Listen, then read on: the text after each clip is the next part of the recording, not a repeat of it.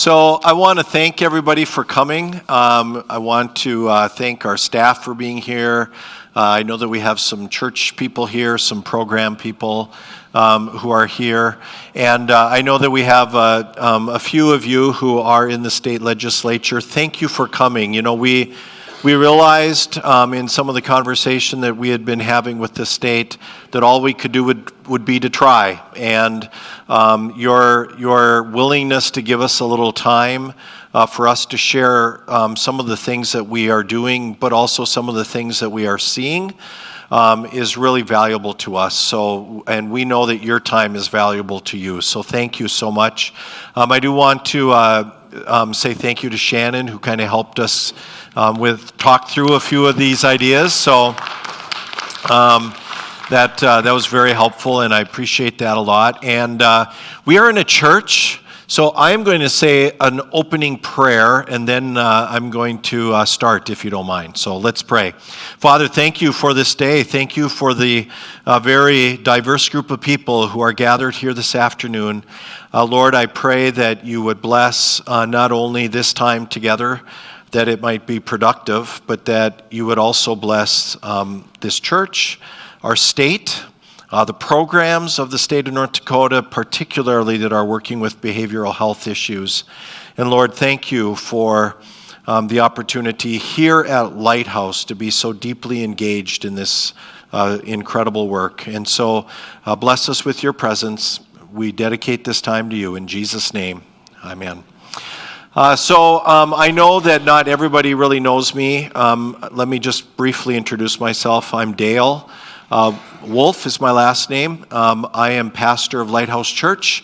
I have been a pastor since 1989. That dates me. And I've been doing this for a long time. But it was just about a decade ago when I started to explore the recovery world myself based out of my own struggle with alcoholism. And my wife and I and some people that were very dear to us and supportive of us started this little church that is now in downtown Fargo called Lighthouse Church. And we wanted to be a recovery-based church, but we wanted to be a church that did church stuff too, which we do. But we very quickly, within our community, became known as a place of recovery. And there is much that goes on here daily, including tonight after we're done. There'll be a pretty full room for a program called Celebrate Recovery. And it has been quite a ride. I started the church very early in my own recovery. Not knowing what I was doing, other than I had pastored for many, many years. And God has really blessed this congregation. We have had a long-standing relationship not only with the anonymous groups, but with the, kind of a greater recovery community here at Lighthouse. It was not, it was quite a few years ago now that Jerry Leach, who is here, showed up on a Thursday night with some women from Center, a halfway house in town, and all of a sudden we started having a relationship with people who were coming through the criminal justice system. And about 5 years ago, like literally 5 years ago, the state of North Dakota rolled out a program called Free Through Recovery, where they were going to be looking for organizations to contract with the state to provide care coordination services and peer support services to people who were coming out of prison. And our immediate thought was, well, a lot of those people are going to be coming to Lighthouse Church. They are already anyway. We should check this program out. And we asked if faith-based communities could be involved, and they said, yes, we want faith-based organizations because the people get to pick who they work with. And so we got involved right away. We have been involved with Free Through Recovery. 2 years ago, the state of North Dakota rolled out a program called Community Connect, which provides the same services, but to people who are not necessarily on probation or parole, and who are having addiction issues and issues with mental health and just finding instability within their life. And just this year, the state of North Dakota rolled out a program called 1915I. That's a fancy name. Literally, that's the bill number where those same services, care coordination, peer support services, as well as some other services, are now Medicaid billable. And we debated for a long time whether to get involved in 1915I, knowing that learning how to bill Medicaid, how to traverse that kind of lay of the land would be a challenge. It has been. And we have learned a lot. The surprising thing for us is that we are doing more services within 1915I than anybody else in the state. And we are the only ones doing currently peer support services, which is really kind of at a key component to 1915I. And so we have learned a lot.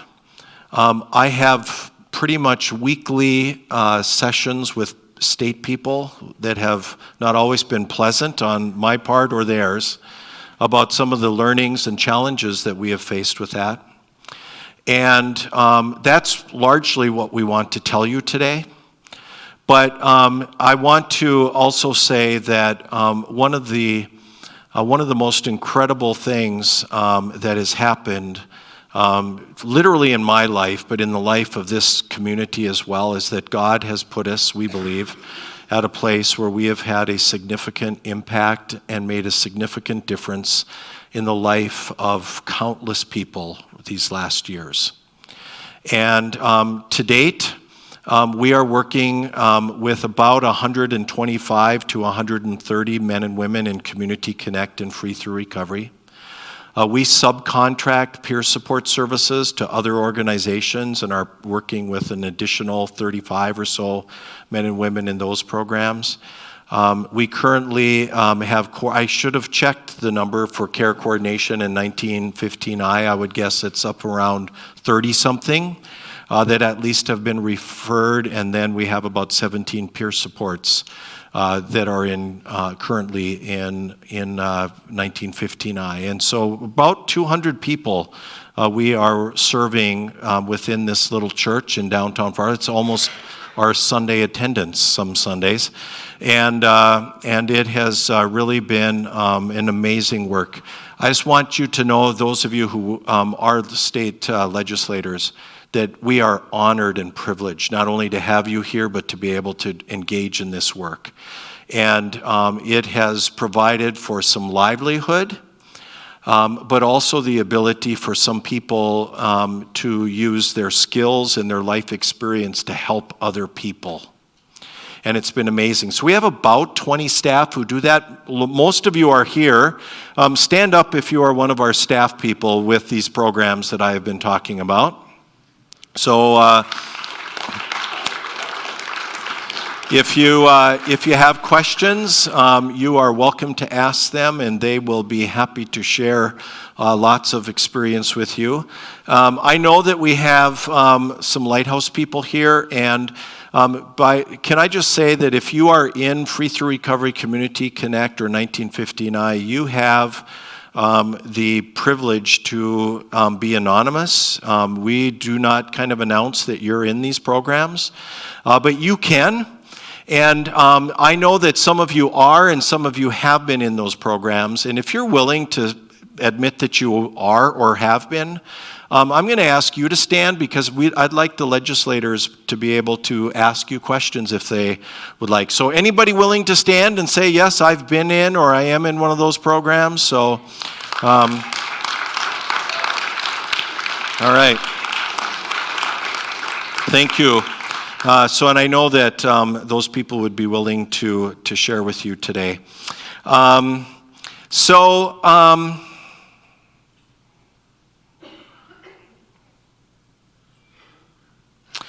One of the primary things that we want to share with you today is not only the challenges that we're experiencing in 1915I, but the effectiveness of the programs that the state has had us working with, and particularly some of the effectiveness that we have encountered from the work of peer support specialists, who are people who have lived experience. Two of the people who just stood about being in the program are on our staff working as peer support specialists. And these programs have given opportunity for people who have come through their own life struggles to give back and to share with each other and to at least earn a living doing that, all the while perhaps, thinking about what it is that, they want to do next within this field, if that is, the case for them.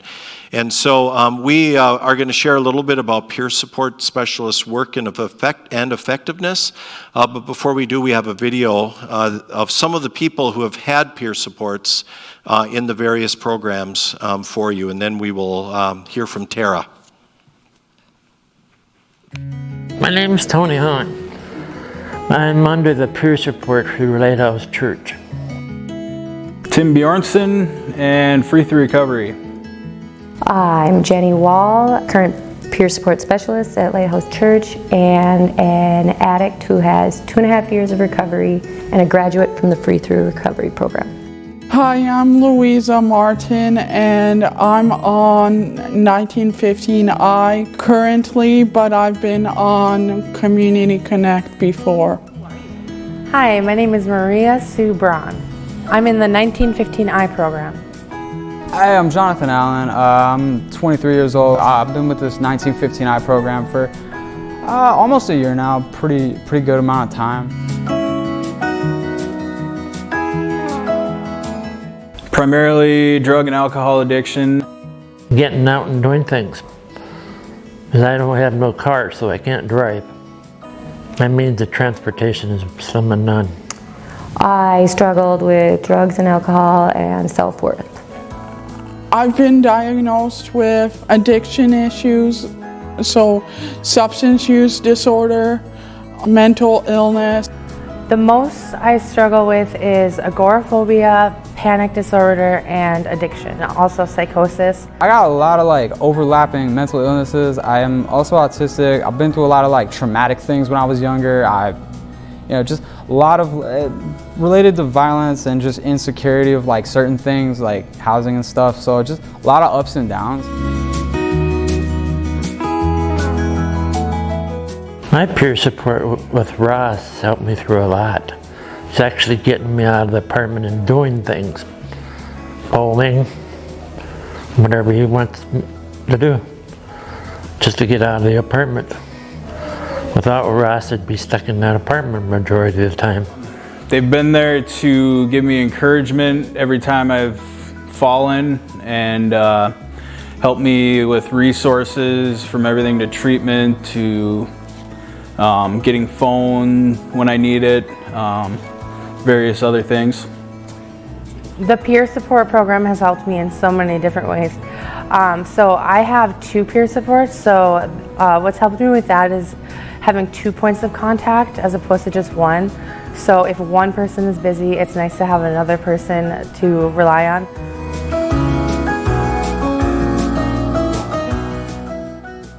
To help me get out of the apartment and actually doing things in the community with a buddy, with Ross. He's like a brother to me. So the program itself has helped me in redefining who I am as a person, kind of got me out there and participating in helping out with children's Sunday school because of what the program has given me. But then with the peer support, they were still coming over, and having that human contact was really important because even though I wasn't able to go out and do things, I was still able to have that contact, and they would come over and help me clean. They would help me, if I wasn't able to move, they would, do artwork with me, just having that social connection that I wouldn't otherwise be able to have I think a lot of it was like subtle, and that's kind of what I anticipated at first. Like it was subtle. Like here and there, you're progressively just getting better at like going out in the community. I'm like socially super anxious around like, especially like big crowds. So that helped me a lot in those regards, because like just normalizing certain activities like going out to eat and stuff, and like, playing sports in public, I felt like that was easier after the fact, after getting accustomed to it.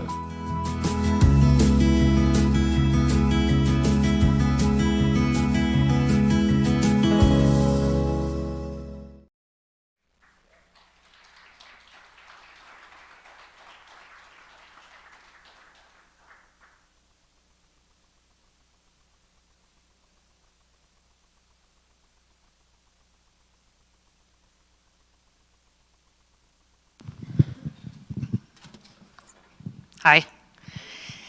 So my name is Tara Gilbert. I'm a peer sports specialist here at Lighthouse Church. I was released from prison on July 3rd, 2017. I started Lighthouse Church as a peer support 2 years later in 2019 with the Free Through Recovery program. Now, I became a peer support because I'm an addict and I'm in recovery, and I wanted to help other felons and addicts know that there is hope. I wanted them to know that you don't have to be defined by your past. I wanted them to know that we can be productive members of the communities that we have stolen so much from. I get to use my lived experiences of addiction, losing all 7 of my children. Well, I had 6 then, but 7 now. Going to prison. Minnesota has a program called the Challenge Incarceration Program, it's boot camp. It's up at 5, down at 9. So I got to use boot camp and fighting. I got to use the emotions of getting out of prison, of that first moment of freedom where you're gonna fight for your life back. I get to use that, and I get to use the fighting and tooth and nail to get my children back. I get to use all that hurt and all that pain for the good and to help others. All while doing and helping myself. Finding out who I am, who I really am as a mom, a woman, a member of the community. Because like I said, I am not my 250099 DOCR number. I'm not. So a year later, during the pandemic, in the midst of the pandemic, another community-based program rolls out called Community Connect. Community Connect offers the same services that are offered to individuals on probation and parole. So participants get a care coordinator who helps them find the resources for things like housing and employment. Peer support who walks alongside them using their lived experiences to relate, helping individuals, the most important thing, helping individuals to not feel alone on their life journey. We learned rather quickly that alongside substance use disorders, we're dealing with a higher level of mental health issues, needing a different level of support from us. Us frontline workers who came into this wanting to help other addicts are now helping individuals with severe depression and anxiety, to name only a few. How do you support someone who can't even get out of bed because their depression and anxiety is so bad? Whose life trauma is so bad that basic self-care is non-existent? If we had more time, I'd tell you some of the creative ways I've learned over the years, but I will say that going to someone's home and supporting them to sit outside for just 10 minutes, to feel the sun on their face and the wind in their hair, is a very, very intimate moment. Oftentimes, it means just as much to me, the peer support, as it does to the individual who's struggling. This past year, we've been faced with another community-based program called the State Amendment 1959, which allows services that were not previously able to be billable to Medicaid. This new program has broadened the definition of peer support. We see goals that are geared toward needing help with grocery shopping and running errands. Common goal for individuals on the program is to be engaged in pro-social activities within the community. Going bowling, attending focus groups together, utilizing free recovery centers in the area to start engaging with others. We're tasked with helping individuals learn social skills that we ourselves have just recently learned. Participants who don't know what they want to do just to get out of the house, what does that look like? We don't know. We're still figuring that out. Having a peer support, someone to support you to get out of the house and do something that you otherwise would not have done, may seem simple to us, but to the individuals we serve, it's life-changing. The individuals in these programs are gaining a trusted individual in their life that will not judge them, will not give up on them, which is a luxury some of these individuals have never been afforded. The programs we work with offer not only the participants, but the service providers as well, a chance to grow and be productive members of our communities. That's all I got. Thanks for letting me share. That was very good. Yep, good. So, thank you, Tara. One of the things that I want you to know is that if you are in Free Through Recovery or Community Connect, chances are on an average week you're going to meet with a care coordinator or a peer support specialist for an hour. If you are in 1915I Medicaid billable services, you may have a peer support engagement up to 5 hours a week. And somebody from the same team coming in and doing housing support for as many as 4 hours per week. So the level of engagement in the 1915I services is substantially higher, and really allows us to go in and work with people who have really chronic life-controlling issues that really are preventing them from having a quality of life, or literally getting outside of their apartment, you heard in the video. And one of the things, I met with our peer supports last week, and one of the things that I shared with them is that you know, I think the greatest victory that we can see in the majority of the people that we're working with is their quality of life has improved. And if their quality of life has improved, the quality of the life of our community and everyone that, you know, is in this together is raised. And so we're very proud of that. So when we got into 1915I billable services and finally kind of made the decision that we would try to do it, we decided to do it well. We tried to structure ourselves in such a way so that we would be ready to administratively handle what was promised to be a lot of referrals coming in. We made sure that we were getting everybody signed up administratively to be able to provide services. That is not a small task. It sounds like a small task, it's not. We made sure that we had somebody, Melinda, in the middle of the room here, who's done the lion's share of a lot of this work, who has who learned how to bill Medicaid and just to navigate all the different things that nobody would even anticipate having to learn when you start this process. And so we invested a good share of energy and time and money in being able to do this. A number of things have happened. One is that the referrals did not flood in yet. And so a lot of our investment has not had a return on it from this last year. Honestly, our church has lost a lot of money this last year in providing services for these state programs, with the hope that eventually that will turn around. The other thing that we have discovered is that reimbursement rates, specifically for peer support services, which is kind of a hinge pin of how these programs work, is dramatically too low. And I would actually argue that all of the reimbursement rates are too low to really be able to make it work in a fully functional way. And we're an organization that is not trying to make money. We're just trying to help people and have it not cost the church, because we're a little church without quite the resources to kind of supplement what we're trying to do with the state of North Dakota.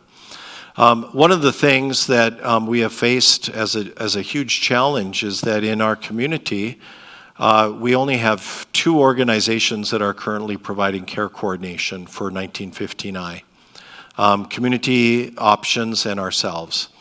And there are no other organizations besides ourselves for anybody to refer to for peer support specialists.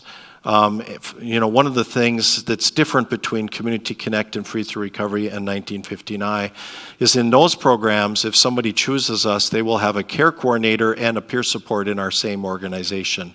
Medicaid does not allow that. And so if we're doing care coordination for somebody, we cannot provide peer support services for them. That has to be coming from another organization, of which there are none right now. And I would like to just call on Carrie, who, Tara, by the way, is our lead peer support specialist, and a mom. And Carrie has taken the mantle of being our lead in developing and supervising our care coordination for 1959. So come on up. I'm going to ask Carrie to share a little bit. Thank you. Hi, my name's Carrie Leno, and I'm the lead care coordinator for 1959. And I'm super anxious right now. I'm just going to throw that out there right now. So it's been a high anxiety week. So, but I want to talk a little bit about why I got into this profession. And like Dale had mentioned, it was definitely not for the income. So around 2010 to 2013, I was at the height of my addiction and struggles with mental health. And at the time, I was living in North Dakota, and there was nothing like Free Through Recovery, Community Connect, 1959. So the revolving door, going into the emergency room, being tossed back out on the streets. I'd have seizures if I didn't drink. It was a mess. And I couldn't get any help because I didn't have any insurance. There was no voucher programs, nothing like that.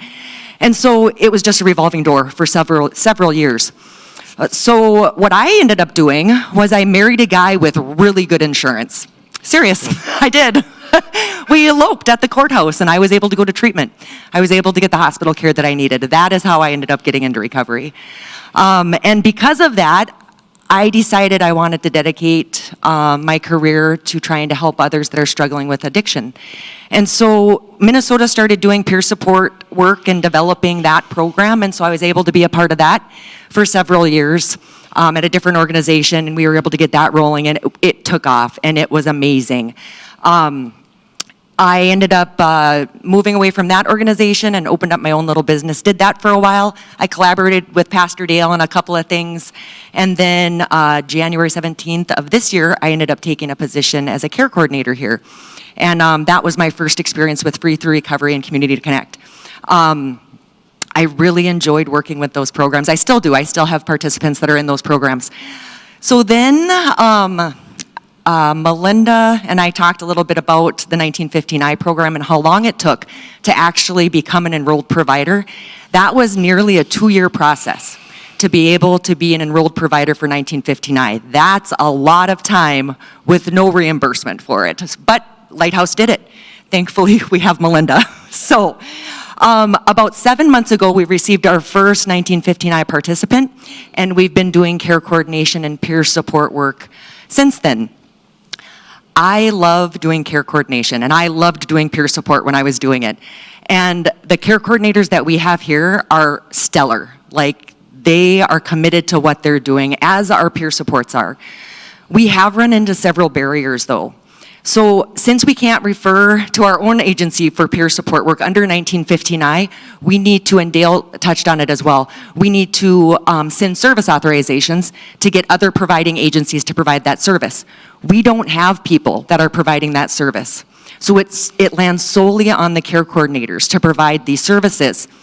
There's a couple hiccups with that. There's a bunch of different policies that we have to follow, and some of those policies restrict us from not being able to provide transportation. That's where non-medical transportation comes in, which we don't have providers providing that service. So then we have people that can't get from point A to point B. They can't get to their appointments. So it's on the care coordinator to try to navigate that. Then when it comes to peer support specialists, which I have to say is the heartbeat of these programs. It is the heartbeat of these programs. To have somebody walk side by side with an individual, going to the appointments, getting people out into the community, like in the video, just to be able to have someone to go out into the community with, to have a buddy to go with.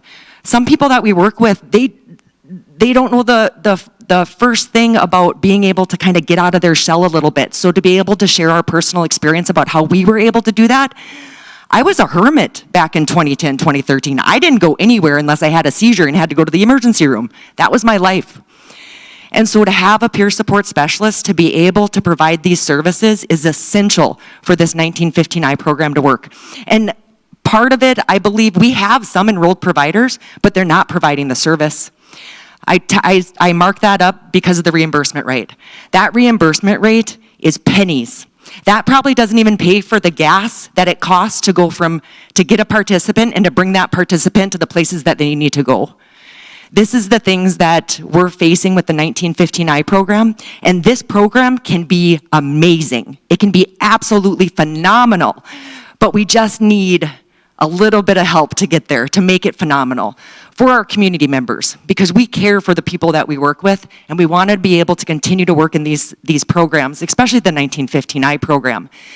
But we need to get these peer supports involved with our participants to be able to have that care team. Speaking of care teams, I don't mean to stand up here and complain the whole time, but we have these staffing meetings that we're supposed to include the whole care team in. So when we have these staff meetings, the only person that can bill Medicaid is the care coordinator. That means the peer support specialists, they're coming to these staff meetings. They're not getting paid for it.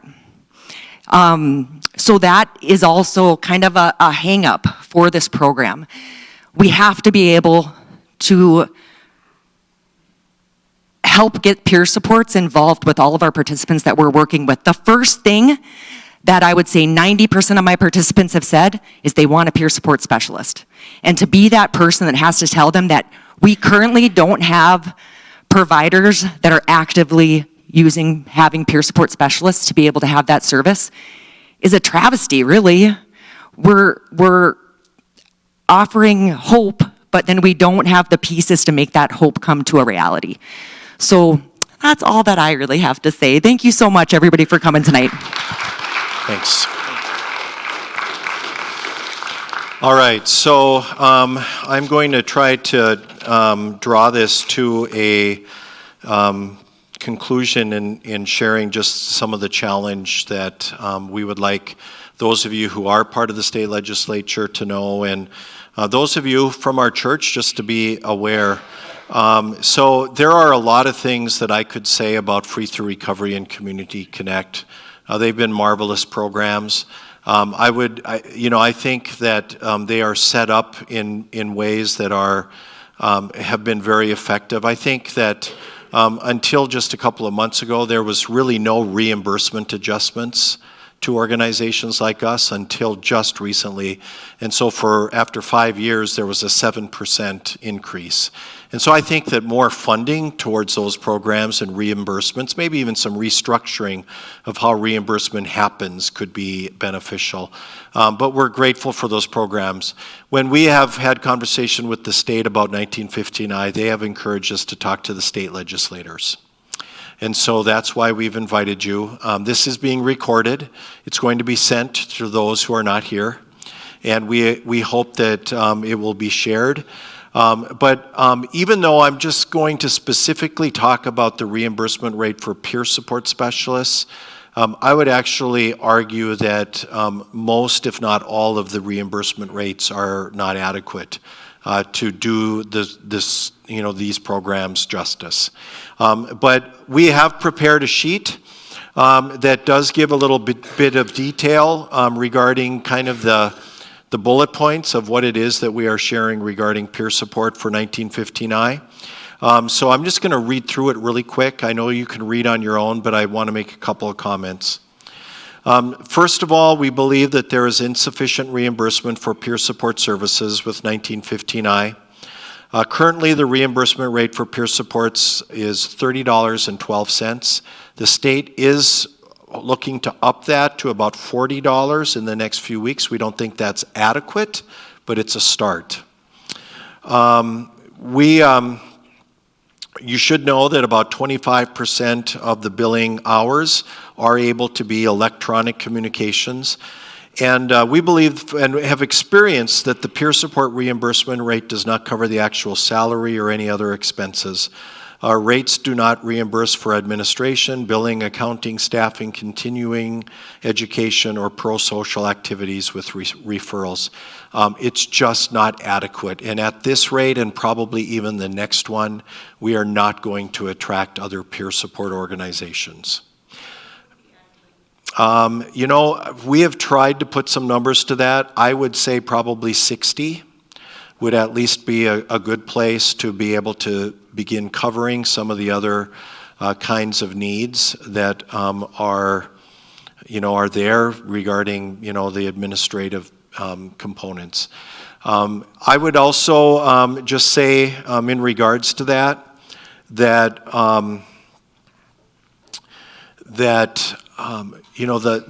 it's actually the second one, so let me read the second one. There's no staffing reimbursement for peer supports. And so any conversation that we have regarding a referral, staffing with supervisors or with myself, staffing with a care coordinator, there's no reimbursement for that. 1959 states in its policies that team meetings need to take place. These team meetings are essential to provide quality care. They include peer support specialists, care coordinators, other professionals, and at times family members. These team meetings are needed at minimum monthly, but care coordinators are the only ones that can bill during them. All other service providers, including peer support specialists, cannot be reimbursed for their time.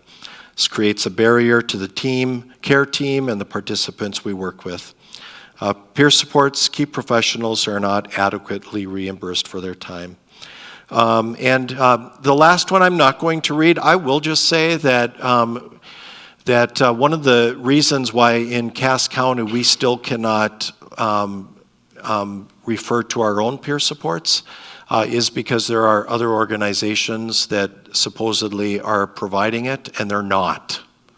There is not one other organization in our community that we could refer to today that would be able to take one referral and provide 5 hours of peer support services a week.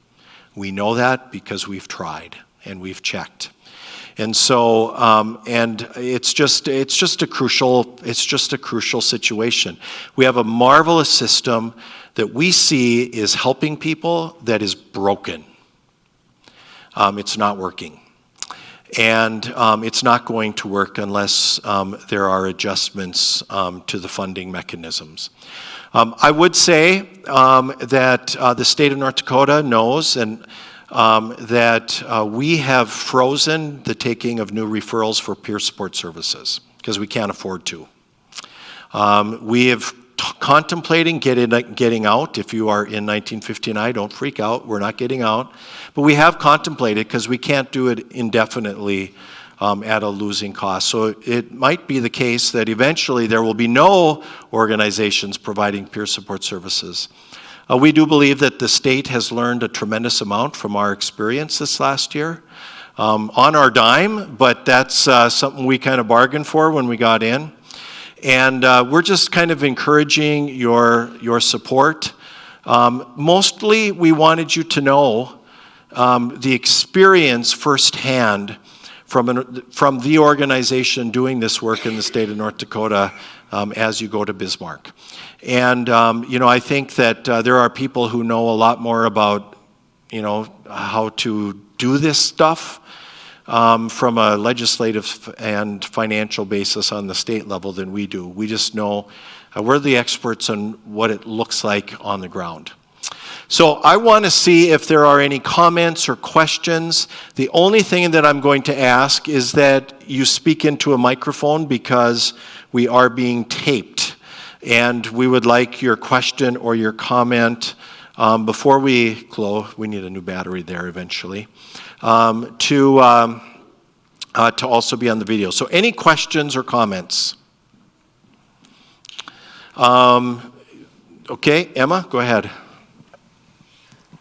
I have two questions. So the not being able to refer for care coordination to peer support, is that a federal CMS regulation or is that a state regulation? Well, it's a Medicaid decision because they don't want organizations to be double billing. So it makes, as a taxpayer, it makes perfect sense. The interesting thing is that in the state of North Dakota, because there are not enough organizations, in almost all of the rest of the state, except for Bismarck and here, you can refer to your own organization. Okay. But because there should be other organizations here, we cannot. Okay. And then my second question is, I know working for another provider of why they didn't want to get into the 1959. Can you talk about why you wanted to? Yeah. Yeah, that's a great question, because we love helping people. We love helping people. We have found a niche. We have found a profound work that we are good at. And I would say this is also important, I think, because we had people in Community Connect in particular, and also in Free Through Recovery, who would benefit tremendously by being in 1915I. Because they would be able to move from kind of a low-level weekly engagement to upwards of, multiple hours a week, and linking in a much more, substantial way to other services within the community. So there are a lot of people in our community here who need a higher level of service, and who just need the support. So, yep. Derek. I have a question and then a comment. Derek Johnson with the Housing Authority of Cass County. The question is it the goal organizationally for Lighthouse to have peer support specialists full-time employees? Yes. And as a full-time peer support specialist, how many face-to-face engagements can you possibly have with all of the administration, the travel, all those other things in a week? Yeah. When I run the quick numbers on this, $30.12 times 80 hours per year, which is full-time, is a little over $62,000. But if you can only have 24 face-to-face reimbursable meetings a week, you're only talking about 60% of that. Is that a fair challenge that you're facing? I would say that would be a pretty accurate number, especially for our organization, maybe even 50% of your time being in-face meetings.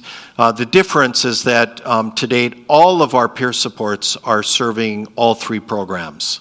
Okay, so you're able to And so they're not doing just one program or the other, and so that's been a balancing act as well.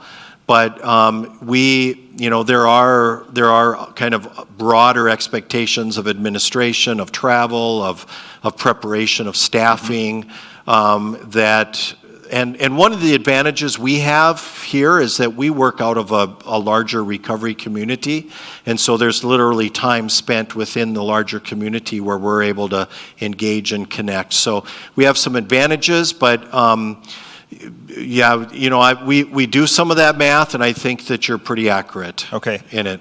And then the second, my comment, I'm the president of the North Dakota chapter of NARO, which is the National Association of Housing and Redevelopment Officers. We're the public housing authorities throughout the state. Every meeting we've had in the last 3 years, 1915I has been a huge agenda item for us. And the same challenges from a financial standpoint are what the housing providers are looking at. And what we need is more services for the tenants and the people that we serve in our communities. Yeah. We all know that. And the social service providers tell us we need you housers to house our folks, right? Yep. And this is a huge opportunity in the middle. But when you run the numbers, and I say this to the legislators that are here, you're hearing from us, you're hearing from me. I've met with many of you talking about HIF and Housing Trust Fund and developing more affordable housing in the state. We need that paired with these supportive services. And so what's preventing additional providers getting into this to provide those peer support specialists and be able to have cross references and referrals so that there's people can get those services is very much these reimbursement rates. And so I would certainly put in on behalf of the statewide housing authority group, NARO, strong support of what you're doing and these recommendations here. Yeah, thank you. Thank you.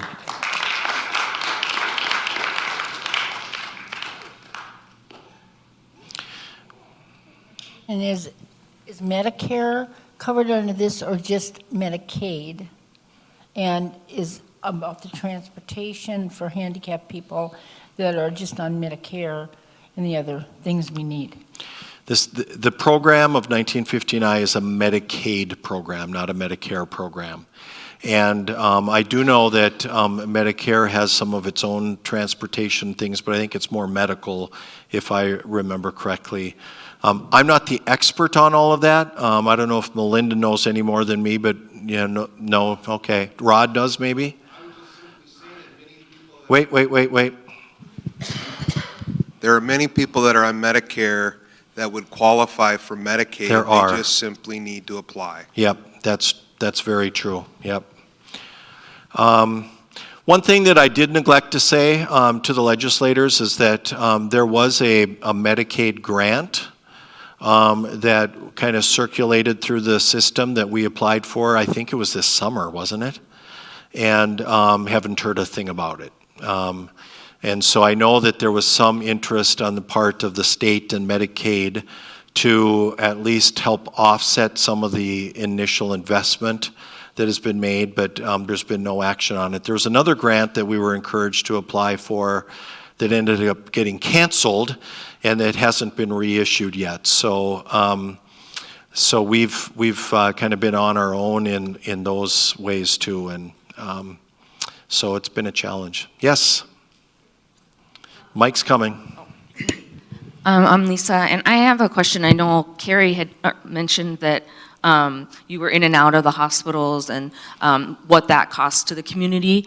How do you see peer supports coming alongside of them to help the community reduce some of these overhead costs of people going into these emergency services? Well, you could probably answer that as well as I, because you've been on our staff here, but obviously that is part of the impetus, is that it's going to be a lot less expensive to provide peer support and care coordination for people than to have monthly hospitalizations or incarceration, which is even more expensive. And so, you know, the cost is substantial difference if, you know, when success is made. I would also say, though, in regards to that it is also true that in many of the programs that we work with, 1959 is newer, is that people will be able to get jobs eventually as well, and just the greater stability will mean that they will become not only income earners, but they will be taxpayers. And so the overall turnaround is great. And I would also just, you know, throw out that, you know, some of the guys that we saw, guys and ladies that we saw in the video may never have a job that earns an income, but their quality of life impacts our greater community. And I just, when I see, you know, Tony, he was the kind of the older guy who's, you know, like, you know, he and Ross, you know, he's joined a Ross at the hips. Where is Ross? All right. You know, Tony comes to church pretty regularly because Ross gets him there. And Tony's quality of life has improved substantially. I'm so proud of what Ross has done just to kind of come alongside him and encourage him. It's cool. You know, and I'm a believer that you know, the measure of a good society is one that it takes care of those who have the greatest needs, you know? And yeah. Any other questions, comments? Yes, ma'am. I'm Claire. I'm a peer support specialist here, and I just wanted to make a comment that I've seen how both Community Connect and 1959 have kind of filled some of the mental health care system gaps. Yeah. Definitely, I've found that the participants I work, we kind of become like the first line of help when someone's having a really rough night and you just need someone to talk to. It's like you don't necessarily have your medical providers there, but your peer support is there to listen. It's been pretty neat. Yeah, one of the things we're learning from the human service centers as well is that they are really just now dealing with the the serious crises situations. And so literally Southeast Human Services is pushing out as many people into programs like 1915I as possible to get them services, because they're not able to meet the requirements and the needs that they have. And so, a lot of this is falling on organizations like us and other organizations doing this work. So we need to get our act together, or we're going to have a bigger crisis on our hands. I would also say that, Claire, your comment also points to the silliness of not being able to compensate peer support specialists for the staffing or the team meetings in particular, because this is the person that's literally spending the most time with the referrals, and we're excluding them based upon reimbursements from those opportunities. So, all right. Hi, I'm Louisa, and I'm in 1959 program. Just a comment, like when 1959 first started at Lighthouse, one of the things that really bothered me is when I went into the hospital for suicidal ideation, like they literally cut off the program and I had to reapply for the program. So personally, from my own experience, that's been more detrimental than helpful. Thank you, Louisa. That is a Medicaid rule, but I'm glad you shared that. Thank you. Yep. I'm Jeff, and I realize that there's no problem in getting funding for organizations and allowing for cars and all kinds of things. But in these organizations, nobody's regulating them. And they set all these goals on how they're going to help each other or help you as as somebody that needs help. And they commit to doing things and they don't even show up. And anyway, this is the real deal. And to watch this program and to watch the miracles that have occurred visually to all of us that are watching is something you need to pay attention to. Thank you. Yeah, thank you, Jeff. Means a lot, Jeff. Thank you. All right, anybody else? You have sat so nice. We will, we actually have Celebrate Recovery in an hour and 15 minutes, so most of us are here. If you have questions, feel free to ask. If you're willing, again, those of you who are in any of the programs, if you want to wave your hand so that they kind of know who you are, if you have any questions. And, I didn't even have the, can we just have you legislators introduce yourself really quick? I didn't do that, mostly because you kind of stick out like a sore thumb, because all the rest of us know each other. But why don't we have you introduce ourselves, and thank you so much for coming. Yeah.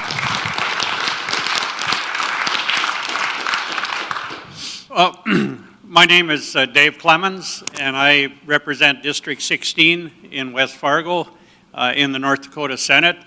I do serve on the Human Services Committee, which really deals with a lot of the things you've been talking about tonight. So after spending 3 sessions now in the legislature and looking forward to beginning on January 3rd, I have learned a lot by just being in the Human Services Committee. I was new to the types of programs that they worked with. It's still a very complex committee, but it has really opened my eyes to the needs that our community is facing, and I've been so encouraged by your testimonies today and the work you're doing here. Look forward to possibly being able to help you with some of these concerns. Thank you. Yeah.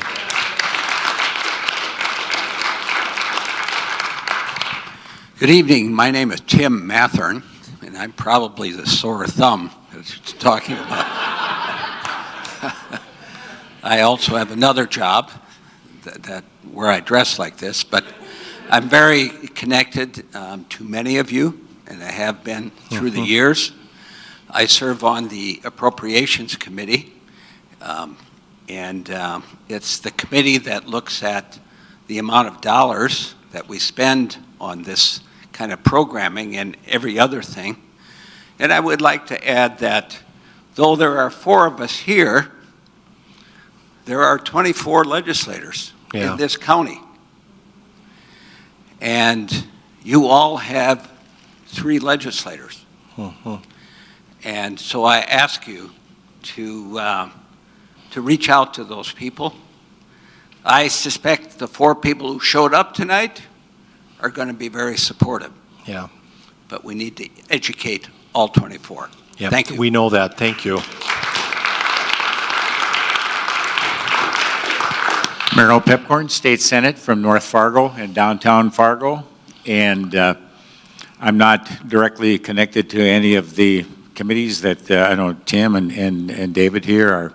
They're the guys who are going to take care of this for you, so talk to them, okay?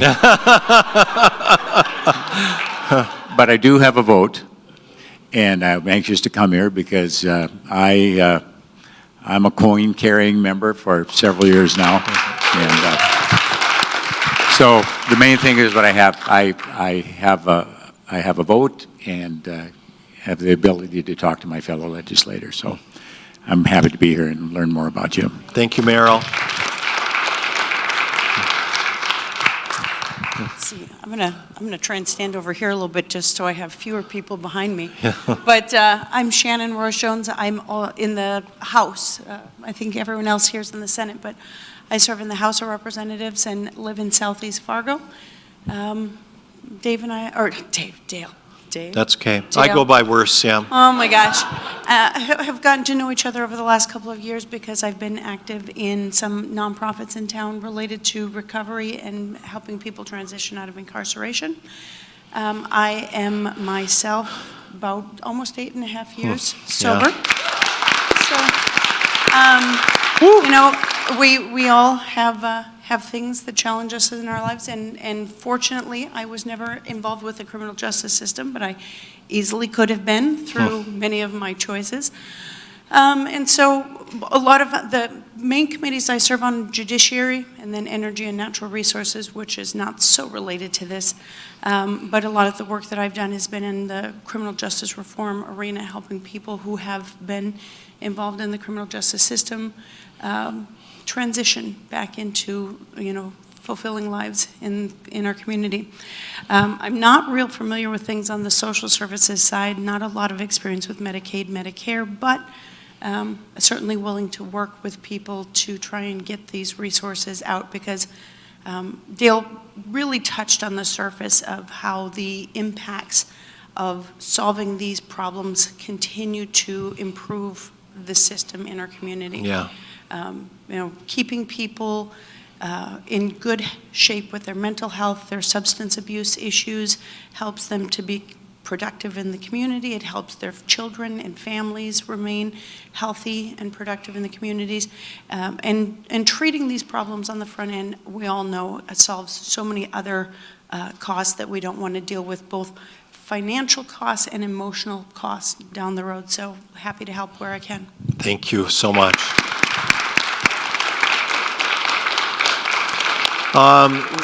We will wrap up there. Again, to the Lighthouse people, thank you so much for coming.